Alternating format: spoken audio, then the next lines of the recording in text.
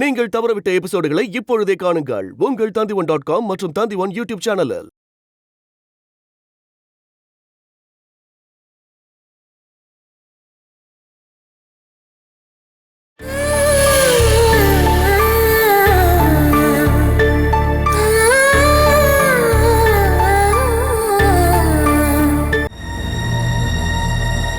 ஜமிலியோட மனசுல அவ பையனை கொன்னவங்களோட இடத்துல தான் இப்போ நீங்க இருக்கீங்க.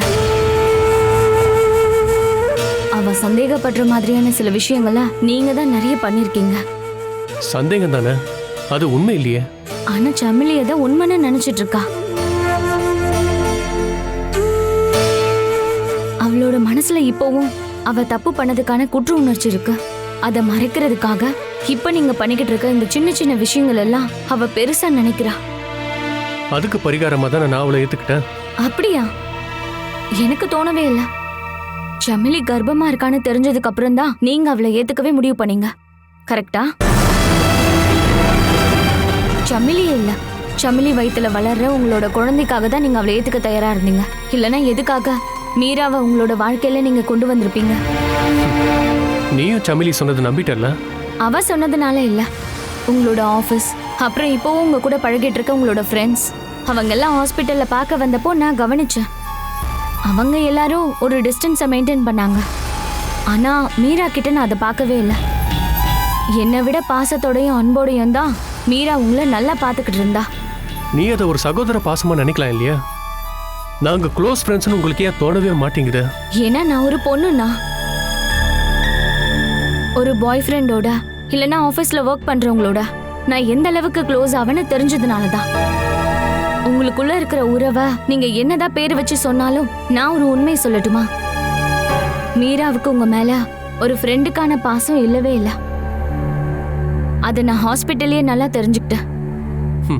நீ இப்போ மாடர்னா வாழ்ந்துட்டு இருக்க, ஆனா இருந்தாலும் பழைய காலத்து ஆள் மாதிரியே பேசிட்டு இருக்க.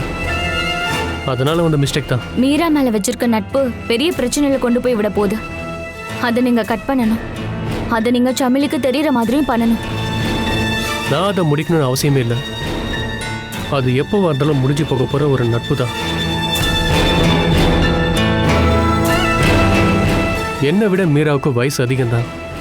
வயசு அதிகமானதுனால அவ கல்யாணம் பண்ணாம இல்லை. அவ ஒரு பேஷண்டா இருக்கிறதுனால தான். மரணத்து கூட தான் இப்போ அவ வாழ்ந்துட்டு இருக்கா. மற்றவங்க கிட்ட சொல்லி சென்டிமெண்ட்டை கிரியேட் பண்ண கொஞ்சம் கூட இஷ்டம் இல்லாததால அவ நிலைமையை பத்தி அவ வீட்டில் கூட சொல்லவில்லை தெரியுமா? அவளை நானும் தனியா விட்டுட்டா அப்புறம் அவ தனிமரமா செத்துருவான். பிளட் லாஸ் ஆகி எப்ப வேணா அவ இறந்து போலாங்கிற ஹெமட்யூரியாங்கிற நோய். இத ஜமிலி கிட்ட சொன்னா அவ அதை கொஞ்சம் கூட நம்பவே மாட்டா. ஆனா அதை சாக்கா வச்சு ஜமிலி உங்களை எதிரியா பாக்குறது ரொம்ப ஆபத்தான விஷயம். அந்த சென்டிமெண்ட்டை முடிவுக்கு கொண்டு வர்றது தான் நல்லது. முடிவுக்கு கொண்டு வர இனிமே அவ எப்பவுமே ஜமிலியை பார்க்கவே மாட்டா. என் லைஃப்ல இனிமே அவ இன்வால்வ் ஆகவே மாட்டா. என்ன போதுமா? இதை நான் எனக்காக சொல்லலைன்னா உங்களுக்கு பிறக்க போற அந்த குழந்தைக்காக தான். அந்த குழந்தைக்காக ஒரு தியாகம் பண்ணா போதும்.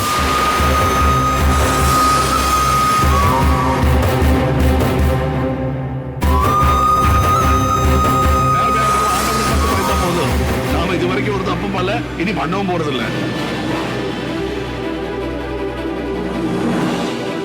அந்த சின்ன உலகம்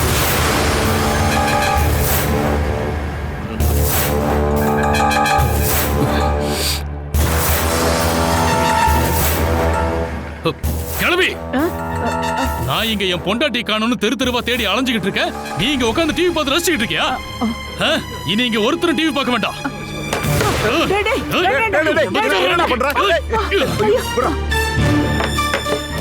உன் பொண்டாட்டி காணாம போனதுக்கு நாங்க என்ன பண்றது? இரு, இப்பவே இதை சால்வ் பண்றேன். பாலா கிடைச்சதுக்கு அப்புறம் தான் இனி நீ டிவி பார்க்கணும். டேய், நீ இப்படி இந்த வீட்டுல சத்தம் போடுறதால எந்த பிரயோஜனமும் இல்ல. நம்ம போலீஸ்ல ஒரு கம்ப்ளைண்ட் கொடுக்கலாம். கொடுக்கற உங்க எல்லாரும் மேலயும் நான் புகார் கொடுக்க போறேன். நான் இல்லாத நேரத்துல என் பொண்டாட்டி இங்க இருந்து எங்கேயோ தோர்த்தி விட்டீங்கன்னு உங்க எல்லாரும் மேலயும் கேஸ் கொடுக்கறேன். நீ யார எப்போ பயமுறுத்திட்டு இருக்க? உன் பொண்டாட்டி இங்க இருக்கிற யாரும் எதுவும் பண்ணவே இல்லை. பண்ணதெல்லாம் நீதான். உனக்கு பயந்துகிட்டு தான் அவ கொட்டையில போய் வாழ ஆரம்பிச்சா. அம்மா சொல்றதும் கரெக்ட் தான். அவ கொட்டையில போய் தங்காம இருந்தா இப்படி ஒரு சம்பவமே நடந்திருக்காது. இனிமே அதை பத்தி பேசி என்ன பிரயோஜனம்? அவதான் தேவையில்லாம அங்க போய் தங்கிட்டாளே. அவளை கவனமா பாத்துக்கன்னு சொல்லிட்டு தானே நான் இங்க இருந்து போனேன். எனக்கும் இவனுக்கும் சுமேஷுக்கும் இவங்களோட பொண்டாட்டிகளுக்கும் இங்க நிறைய வேலை கிடக்கு. அவளை எங்களால பாதுகாத்துட்டு இருக்க முடியாது. அவன் இங்க இருந்து ஓடி போனது ராத்திரி தான். ஒருவேளை அவன் இங்க இருந்து போனதுக்கு அப்புறம் ஆத்துல வந்து செத்து போயிருப்பாளோ என்னவோ. அவ செத்து போகல. திரும்பவும் நீ அப்படி சொன்ன நாக்கு அறுத்தறிஞ்சிருவேன். அப்படி சாவலைங்கிறது உண்மைன்னா நீ போய் கண்டுபிடி, இல்லைன்னா போலீஸ் கிட்ட சொல்லி தேட சொல்லு. அதைத்தாம்மா நானும் சொல்லிக்கிட்டு இருக்கிறேன். அப்படின்னா போலீஸ்காரங்க கேட்பாங்க அவ ஏன் இந்த வீட்டை விட்டு போனான்னு. இல்லைன்னா இந்த ஊர் முழுக்க கேட்டு பார்ப்பாங்க. அப்ப ஊர்ல இருக்கிறவங்க சொல்லுவாங்க உன்னோட டார்ச்சரை தாங்க முடியாம தான் போயிருக்கா அப்படின்னு. சில பேர் நீ கொன்னாலும் கொன்னுருப்பேன்னு கூட சொல்லுவாங்க.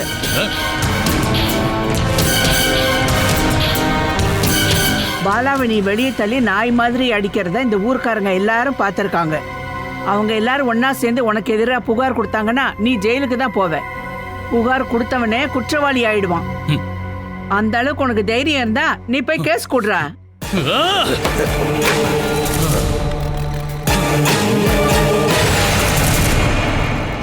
ஏமா இப்படி போலீஸ்ல கம்ப்ளைண்ட் கொடுக்காம இருந்தா எப்படிமா? நாளைக்கு எங்கேயாவது அவ பணம் கிடைச்சதுன்னா நம்ம கடைசியில் உள்ளதா இருப்போம். அப்படின்னா நீ போய் கம்ப்ளைண்ட் கொடு. போலீஸ்காரங்க இங்க தேடி வந்தாங்கன்னா நீயும் அவனும் சேர்ந்து தான் பாலாவை டார்ச்சர் பண்ணீங்கன்னு நான் சொல்லுவேன். நானா? ஆமாண்டா, அப்படிதான்டா சொல்லுவேன். போடா இங்க இருந்து. நானா? இதுக்கு ஏதாவது ஒண்ணு பண்ணி ஆகணுமே.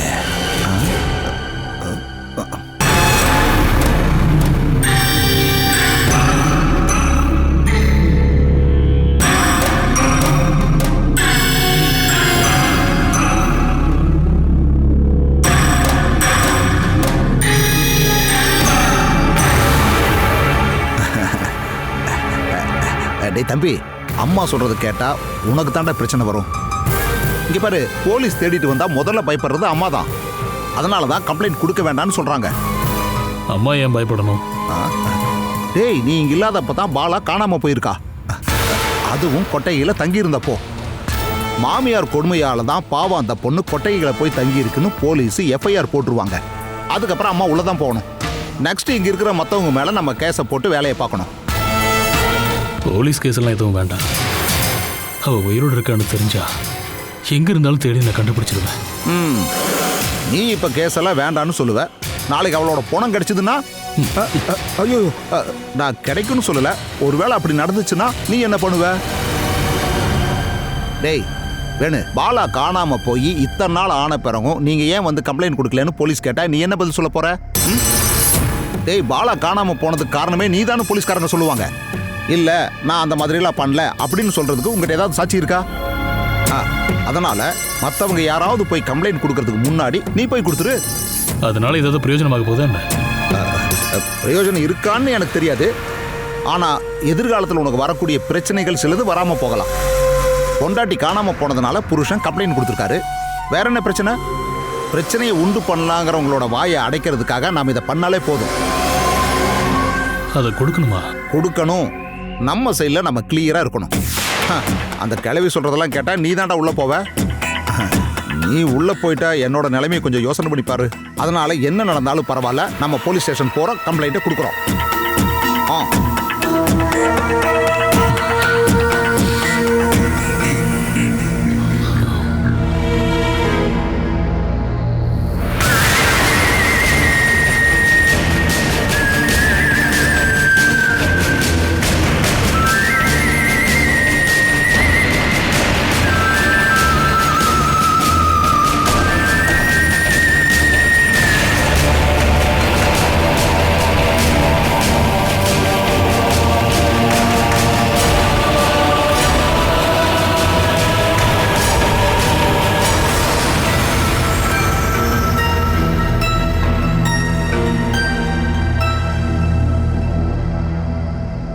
உனக்கு சாப்பிட என்னமா வேணும்?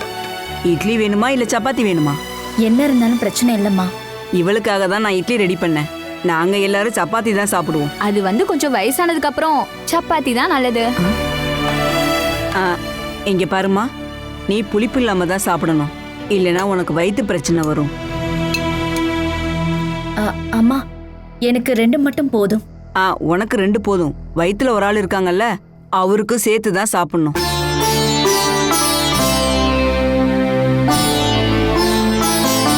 நீ சாப்பிடுமா. அம்மாவும் குழந்தையும் ஆரோக்கியமா இருக்கணும்ல. இந்த சாப்பிடு. ஐயோ அம்மா, எனக்கு வெஜிடபிள் குழம்பு போதும். அதை எடுமா. இந்தாங்க.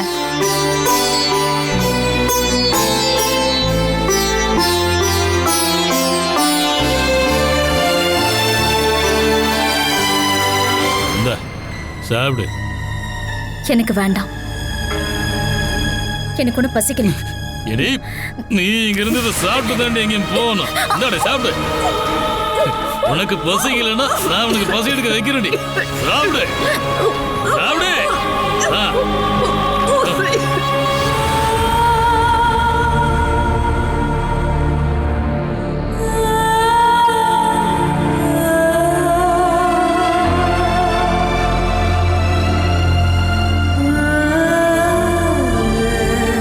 என்னாச்சு பாலா?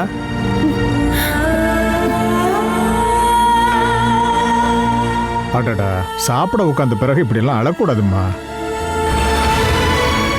எதுக்காகம்மா நீ இப்ப அழுதுகிட்டு இருக்க? ரொம்ப நாளைக்கு அப்புறமா தான் நான் இந்த மாதிரி ரொம்ப அதிகமான ஊட்டச்சத்தோட இப்ப சாப்பிட போறேன்.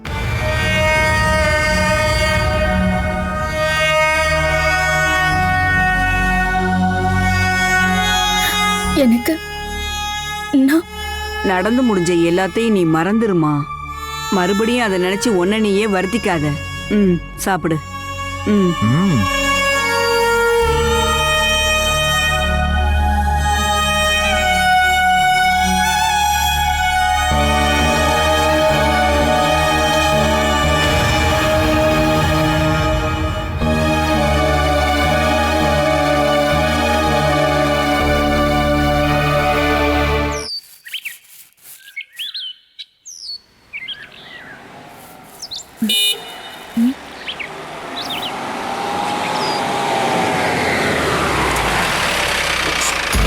ஐயோ, போலீஸ்!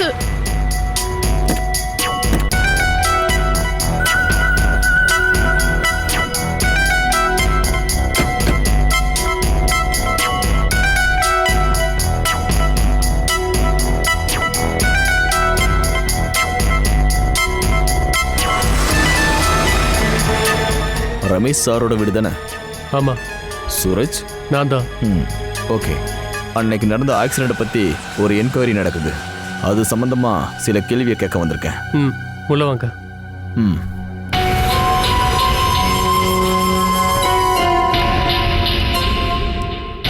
உட்காருங்க. கார் ஆக்சிடென்ட் வேணுனே பண்ணிருக்காங்கன்னு சமலியோட லோக்கல் கார்டியன் சேகருங்கிறவர் இந்த கம்ப்ளைண்ட்டை கொடுத்ததுனால தான் நாங்கள் இங்கே விசாரிக்க வந்திருக்கோம். யார் சார் வேணும்னே பண்ணாங்க? ஆக்சிடென்ட்டை பற்றி இன்சூரன்ஸ் கம்பெனி என்கொயரி பண்ணி கிளைம் பண்ணதுக்கான எல்லா பேப்பரையும் ஓகே பண்ணிட்டாங்க. ஏதாவது இதில் தப்பு நடந்திருக்குன்னு தோணியிருந்தா அப்போவே சொல்லியிருப்பாங்கல்ல. இந்த என்கொயரிக்கான ரிப்போர்ட்டு கண்டிப்பாக அதையும் பாதிக்கும். ஒரு கம்ப்ளைண்ட் கொடுத்ததுக்காக நாங்கள் என்கொயரி பண்ணியாகணும்ல. விபத்து நடந்த இடத்துல இருந்து ஆளுங்க சொன்னதை வச்சு பார்க்கும்போது காரை வேணும்னு லாரியில் கொண்டு போய் இடிச்சிருக்கீங்க. ஐ மீன், தெரிஞ்ச நீங்கள் பண்ண விபத்து. ஆக்சிடென்ட்ல என் பையன் செத்து போயிட்டான். நானும் என் ஒய்ஃபும் தப்பிச்சு வந்திருக்கோம். செத்து போனது உங்க பையன் இல்லைல்ல?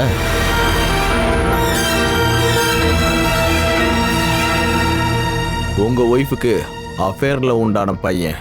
அது தெரிஞ்சதுக்கப்புறம் நீங்க உங்க பொண்டாட்டிக்கிட்ட சண்டை போட்டீங்க. பொண்டாட்டியா அவங்களோட பையனை இல்லாம போறதுக்கு நீங்க போட்ட பிளான். ஆனா அதுல ஒரு ஆள் தான் செத்தாங்க. ஒய்ஃப் இப்பவும் உங்க கூட தானே இருக்காங்க? ஆமா. அவங்க இனிமே உங்க கூட தங்கினா ஆபத்துன்னு கம்ப்ளைண்ட் கொடுத்துருக்காங்க. இவ்வளோ அற்புதமாக கதையை ரெடி பண்ணி உங்ககிட்ட கொடுத்தது யார் சார்? சமீலி என்னோட ஒய்ஃப் ப்ரெக்னெண்ட்டாக இருக்கா. அது மட்டும் இல்லை, ஒரு காரை கொண்டு போய் லாரியில் இடிக்க வச்சு அதுலேருந்து எப்படியாவது தப்பிச்சு வெளியே வந்துடலான்னு எந்த முட்டாளும் நினைக்க மாட்டான். ஆனால் நீங்கள் சாகவே இல்லையே. இதுக்கு அர்த்தம் நீங்கள் தப்பிக்கிறதுக்கான ஏற்பாடு பண்ணிட்டு தான் இந்த வேலையை பண்ணியிருக்கீங்க. இந்த ஆக்சிடெண்ட்டை சொல்கிறேன். என்ன, உங்களால் எதுவும் சொல்ல முடியலையா? சார், நான் இவனோட அம்மா.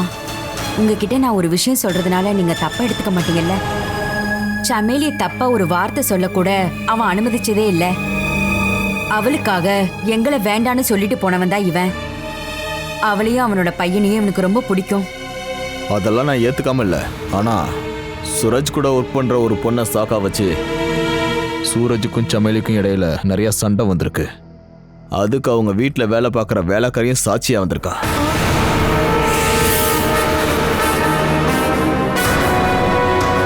அந்த பொம்பளைய நானும் பார்க்க தான் போறேன். அன்னைக்கு அங்க இருந்து வேலைக்காரி இவதான். இந்த பக்கம் வா. அன்னைக்கு நடந்த விஷயம் எல்லாமே உனக்கு நல்லா தெரியும்ல. நாங்க ஃபுல் டைமா வேலை பார்க்கல சார்.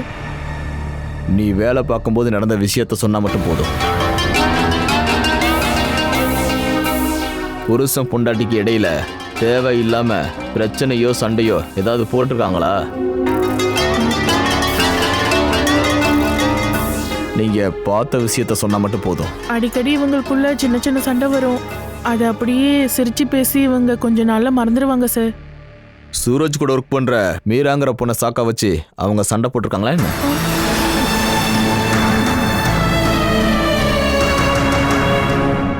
யாருக்கும் பயந்து எதையும் மறைக்க கூடாது. நீங்க சொன்ன அந்த பொண்ணு 1-2 தடவை வந்திருக்காங்க. அதை தவிர வேற எதுவும் எனக்கு தெரியாது சார். சார் இப்போ உங்களுக்கு என்ன தெரியணும்? நான் வேணும்னே கார் ஆக்சிடென்ட் பண்ணி பொண்டாட்டி பிள்ளைங்களை வேணும்னே சாகடிக்க முயற்சி பண்ணியிருக்கேன். அதானே உங்களுக்கு வேணும்? என் மேல கோவப்பட்டு என்ன பிரயோஜனம் சூரஜ்? நான் என் வேலையை பார்க்கணும்ல. இது இப்போ நீங்க பார்க்க வேண்டிய வேலை ஒன்றும் கிடையாது. உங்களை வச்சு வேலை வாங்குறாங்கன்னு எனக்கு நல்லாவே தெரியும்.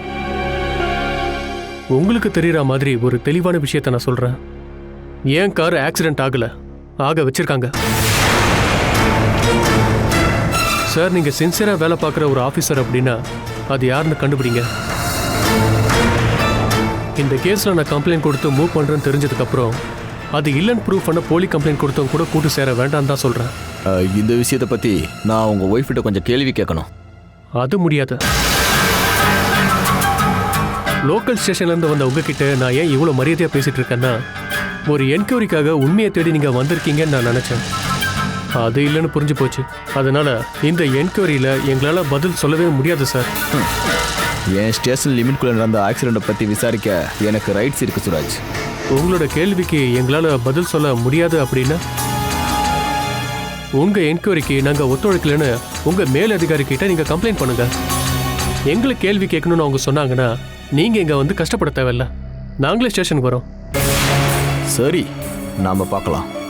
பார்ப்போம்.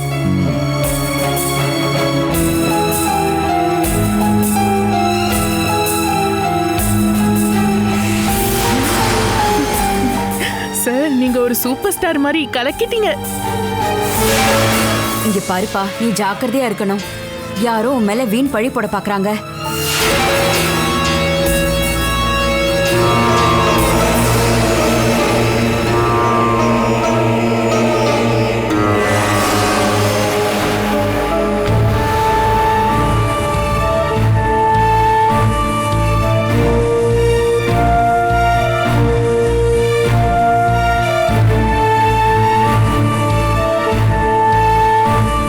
சூரஜை தேடிக்கிட்டு போலீஸ் வந்திருந்தாங்க. ஆக்சிடென்ட்டை பத்தி விசாரிக்க வந்திருந்தாங்க. அவங்களுக்கு வேற ஏதோ சந்தேகம் இருக்குன்னு சொல்றாங்க. போலீஸோட சந்தேகத்தெல்லாம் அவங்களே தீர்த்துப்பாங்க. உன்னோட அங்கிள் தான் கம்ப்ளைண்ட் கொடுத்திருக்காரு. நான் உன்கிட்ட ஒரு விஷயம் சொல்ல விரும்புறேன். உன்ன மாதிரியே தான் அவனும் மனசளவுல பாதிக்கப்பட்டிருக்கான். அவனை இதுக்கு மேல சங்கடப்படுத்தாத. அப்படி நான் எதுவும் பண்ணலையே. இங்க பாருமா, அந்த விபத்து நடக்கும்போது சூரஜ் கூட இருந்தது நீதான். என் பையனும் அங்கதான் இருந்தான். அவன் தான் இப்போ. ஆமா, அவன் இப்போ இல்ல. அவனை இல்லாம பண்ண அந்த விபத்தை ஏற்படுத்தினவனை கண்டுபிடிக்க தான் போலீஸ் முயற்சி பண்ணிட்டு இருக்காங்க. இந்த விஷயத்துல கடைசி எவிடன்ஸே நீதான். நீ கம்ப்ளைண்ட் கொடுக்க கூடாதுன்னு நினைச்சா என்கொயரி அங்கே முடிச்சிருவாங்க. போலீஸ் வந்து கேட்டா நான் கம்ப்ளைண்ட் கொடுக்கலன்னு சொல்லிடு. நான் கம்ப்ளைண்ட் கொடுப்பேன். அந்த விபத்து நடந்தது எப்படின்னு எனக்கு தெரியணும். என்கொயரி நடக்கட்டும். அதுல தப்பு பண்ணது உங்களோட பையனா இருந்தா அதுக்கான தண்டனையும் அனுபவிக்கட்டும்.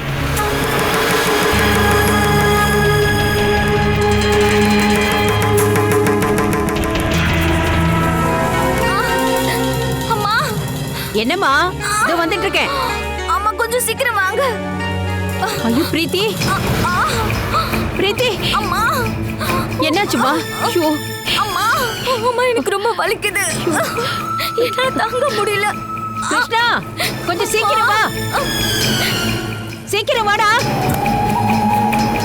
பிரீத்தி ஒண்ணு இல்ல பொறுத்துக்கம்மா இப்ப போயிடலாம் கிருஷ்ணா என்னாச்சுமா இருமா. என்னாச்சு இவளுக்கு வலி எடுக்க ஆரம்பிச்சிருச்சு அதுக்கு இன்னும் ஒரு வாரம் இருக்குல்லம்மா எதுவுமே நம்ம கையில இல்ல கிருஷ்ணா நீ போய் சீக்கிரம் ரெடி ஆகு இவளுக்கு தேவையானதெல்லாம் ரெடி பண்ணி அலமாரியில வச்சிருக்க அதையும் எடுத்துட்டு வந்துரு அதெல்லாம் அப்புறமா எடுத்துக்கலாம் முதல்ல ஹாஸ்பிட்டலுக்கு போலாம் வாங்க இவளுக்கு தேவையான துணி தான்ப்பா எடுத்து வச்சிருக்கேன் பிரீத்தி என்னம்மா திடீர்னு உனக்கு வலி வந்துருச்சு நீ பேசிட்டு உட்காந்துருக்கமா சீக்கிரம் போடா நீ பயப்படாதம்மா கொஞ்சம் மெதுவா மெதுவா பாத்து மெதுவா பிரீத்தி மெதுவா மெதுவா மெதுவா பார்த்து நட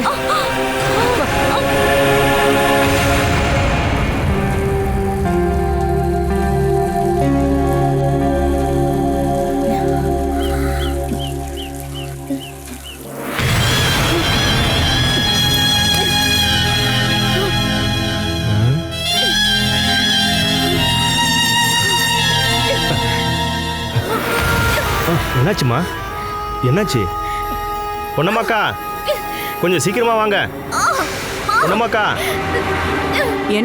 என்னாச்சு கோபி என்னாச்சுமா ஐயோ என்னாச்சுமா என்னாச்சுமா என்னாச்சு ஐயோ என்னாச்சுமா திடீர்னு வயிறு வலிக்குதுமா உள்ள போலாம் வாமா பார்த்து கோபி என் வீட்டுக்காரர் எங்க இருக்காரு தோட்டத்துல இருக்காருமா நான் குடிக்கிறதுக்காக தண்ணி எடுக்க வந்தேன் நாம ஆஸ்பத்திரிக்கு போலாமா வேண்டாம் எங்க போக வேண்டாம் எனக்கு கொஞ்சம் சுடு தண்ணி கொடுங்க கோபி நீ போய் அவர் கூட்டிட்டு வா சரிம்மா மெதுவாமா பார்த்து பார்த்துமா வா இப்படி வந்து உக்காருமா வா உட்காருமா உட்காரு என் வீட்டுக்காரர் வந்ததும் நாம ஆஸ்பத்திரி போலாம் எனக்கு இந்த மாதிரி அடிக்கடி வலிக்கும்மா உயிரை போற மாதிரி வலிக்கும் கொஞ்ச நேரத்துக்கு அப்புறம் சரியாயிடும் இப்ப பரவாயில்ல குறைஞ்சிருக்கு அதெல்லாம் எதுவும் சொல்ல வேணாம் நாம ஆஸ்பத்திரிக்கு போய் பார்க்கலாம் இங்க இருந்து வெளியே போகவே எனக்கு பயமா இருக்கு யாராவது என்ன பார்த்துட்டாங்கன்னா அப்புறம் என் வாழ்க்கையோட இன்னொரு துயரத்துக்கு நான் தயாராகணும் அதனால நம்ம எங்கேயும் போக வேண்டாம்